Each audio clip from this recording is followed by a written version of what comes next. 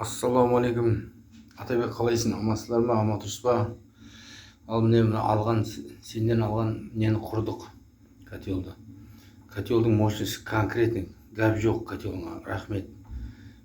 Мына аз газбен эконом вариантта деген осы екен. Енді түсіндім, алдын түсінбей жүріп едім. Мынаны полный котел көтер, баста бірінші қыздырып алады екенсің, 80-ге шығарып. Одан кейін 5-6 сағат қыздырады екенсің 80-ге дейін. Одан кейін әстен қайтарып бір нормаға әкеп қояды екенсің. Сол бір норма ұстап тұрды. Сол батареялар қол ұстатпайды. Қазір міне 60-та тұрыпты.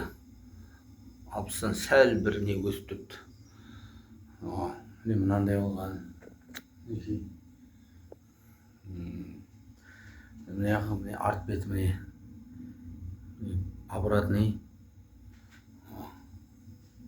Подаш. Арт беті міне. Жақсылап түсірейін. Арттар несі жоқ. Бұның сол түсінбей жүрген сол еді ғой, Атабек. Рахмет, берекет тап. Міне конкретный мощный деген күшті ысылығы беруі. Аз газбенен міне эконом деген осы екен ғой. Аз газбен газ не қылып тұрды міне. Астен қойыппыз. Астенде енді орташа астенде полный шығарылып тұрған жоқ міне. Қайтарып қойыппыз міне. Рахмет, Атабек, берекет тап. Котелыңа гәп жоқ екен. Баста просто түсінбей жүргеніміз, эконом дегені баста полный шығарады екенсің, қыздырып алады екенсің, сөйтіп әстен қайтарады екенсің. Бір нормада ұстап тұратын котел екен ғой мынау. Ысылықты ұстап тұрады екен де котелді.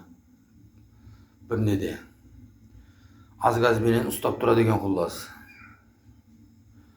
Рахмет, Атабек, болады.